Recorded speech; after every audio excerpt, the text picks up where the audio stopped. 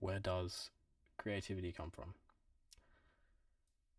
I was watching a documentary last night, a film, called Mooney's Daydream about David Bowie,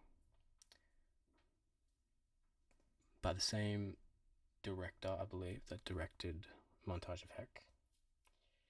Um,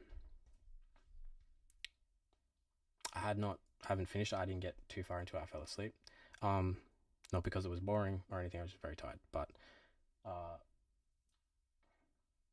during the half an hour or so that I've watched, um,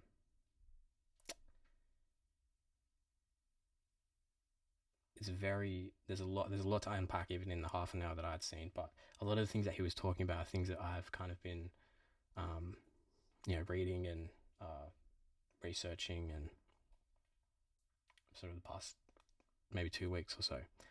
And watching the documentary, it's weird because I don't. If I'd watched it when it came out, I don't think that I would have understood what he was talking about and made this video. Um, it's very is He's a very prophetic person. Um, I think he like well, I think he's a philosopher in himself. Just from what I've seen of this, and I'm not gonna pretend like I'm the biggest David Bowie fan. I'm not. I've not really delved that too much into his discography, which seems, I don't know. I kind of feel like I should have, and I'm definitely going to. But I do know of. I know who he is. I know. Um, I've listened through albums, but I just haven't. It just hasn't really.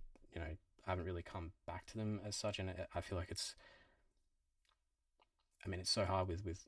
Um, I'm always trying to find stuff that's coming out that's new, um, and also whilst studying things and where things came from. But I've just never really got around to that, um, uh, to them as an artist. So, um, but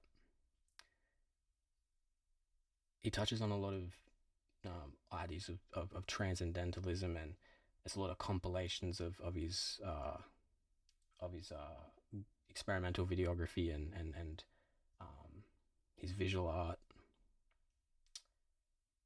and it's a bit of a contrast from Montage of Heck because I feel like Montage of Heck was exploitive in a lot of ways, and it was a little invasive, and things were depicted to be as if they were real that weren't, such as like a short sort of story that he did. Um, and they turned it into like an animated thing, and it gave the impression that it was a true story, and I don't think it was. Um, I think it was just a short story. It was inspired by where he was from, and from what I've seen of this documentary, it feels like they've got it right. Like they've kind of kept what he was about alive, and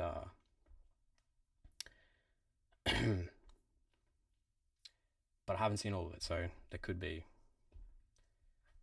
Um, and the thing that struck me about this documentary, why it inspired me to make this, is well, people sort of have this impression that creativity is people are born with creativity, and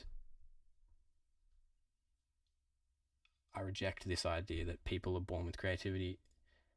Well, only certain people are born with creativity. I believe that everyone is born with creativity. You give a toddler a crayon, and they will, you know what I mean? Like, um,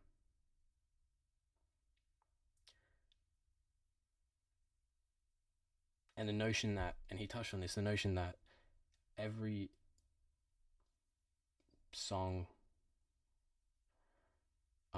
every piece of art, every song has come from the same place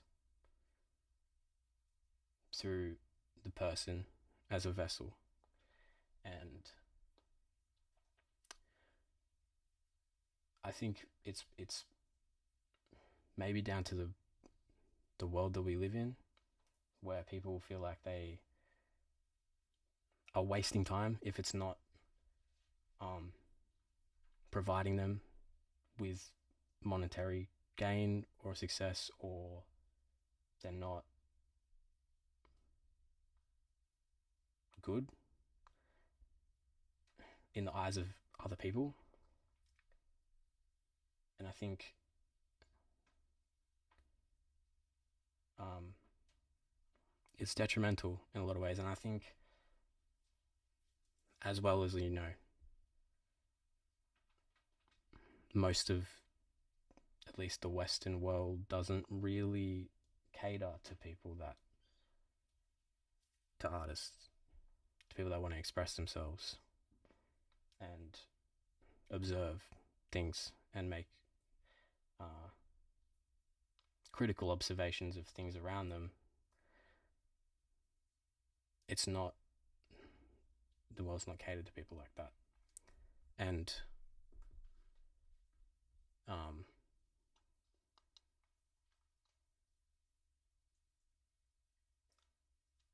the point I'm trying to get to here is creativity is inside everybody. It is like meditation. You have to keep doing it.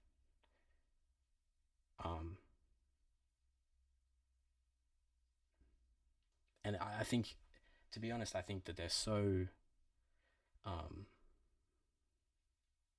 meditation and creativity are like part of the same ecosystem.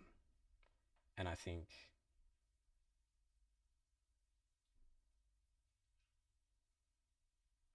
when I'm having, when I feel the best when I'm making music, it's usually when I'm not thinking and I'm just flowing, which is meditation. And I think there's a very large comparison between the two. And if more people could understand the relationship between the two,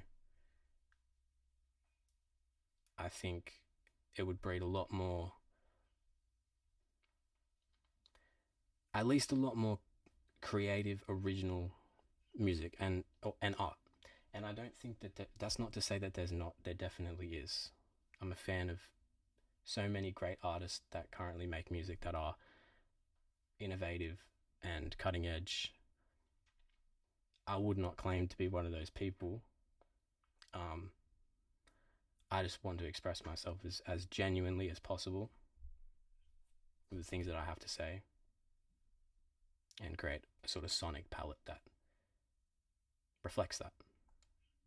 It doesn't necessarily, to me, need to be the most innovative, insane thing, because I'm constantly looking within inside myself, and that's where that's where the creativity really is. It's inside. It's in here. It's not it's not a blueprint you follow. It's not trying to cater to an algorithm. Um, and I think if more people,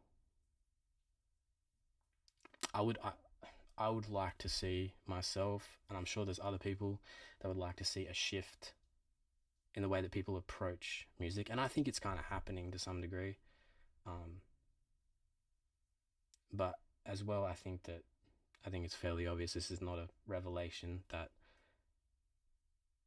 short form content and instant gratification is becoming a detriment to creativity, as well as also AI. Obviously, that's a whole nother thing. But I think a counter to AI is for people to be themselves. And you can only do that by looking within. You can't take your three favorite bands and make a smoothie, or because it's all like people see it, and I don't know that you want to be. I don't think there's longevity to that. At least, not in a career sense or whatever that means. In the sense of your own creativity. Because is it genuine? Is the creativity coming from a genuine place? Um, but I just thought I'd brainstorm some stuff. Um, Probably gonna make daily videos. Gonna get better at articulating myself better and being a bit more cohesive with what I'm trying to talk about. But I guess that's my brainstorm for today.